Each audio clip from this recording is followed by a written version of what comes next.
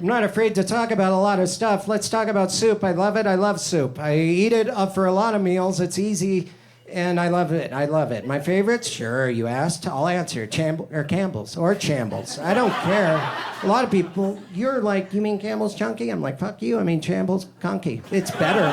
It's a better soup. It's thicker. A lot of people are like, Campbell's Chunky, that's the best. You can eat it with a fork. No, Chambles Chunky, you can eat that shit with a stick or a car key. If you're desperate, you're probably in a ditch somewhere. Don't panic, it's your last meal. Lick it like a meat cylinder. My favorite soup has to be, finally, I started sweating. My favorite soup has to be Wolfgang Puck, the chicken pot pie soup. It's the best. But then you look at the can and you're like, it says chicken pot pie soup. Okay, I knew that. And then in the corner, all small, it's like everything but the crust. Well, then that's just chicken soup, dick. And I push it off the shelf. Don't lie to me. I don't like lying. Not in aisle 6.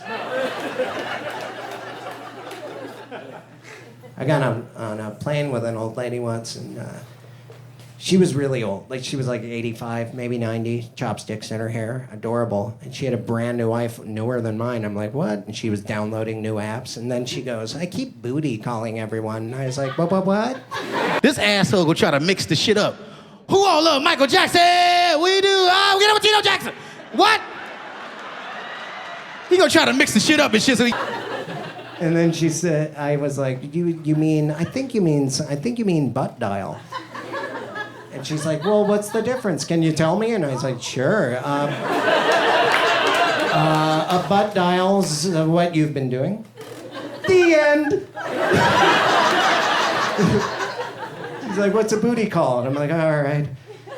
She's so cute. And I was like, well, ma'am, a booty call is when a woman, not unlike yourself, and no matter the age, suddenly needs the late night sexually specific attention of one of perhaps many male suitors. And she's like, oh, I've been doing that since you had to call an operator. And that's when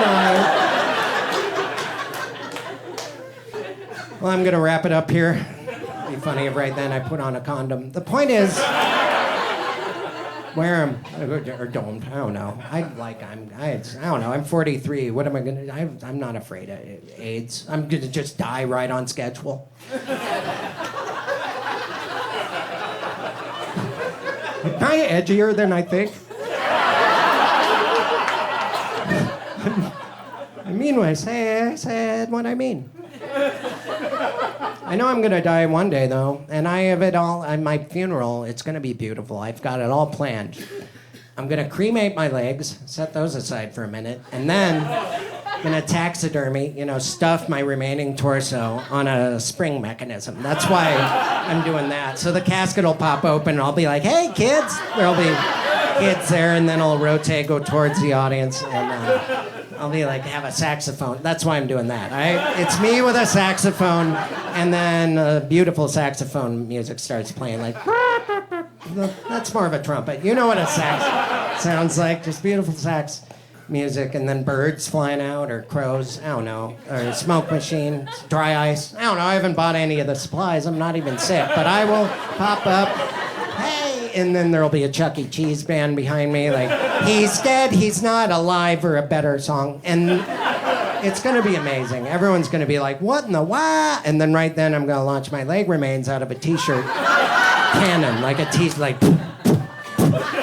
just into everyone's mouths. Like, what is that, talcum powder? It's legs. You're at a funeral. You know it's powdered legs. Why'd you sit up front? You never even called me.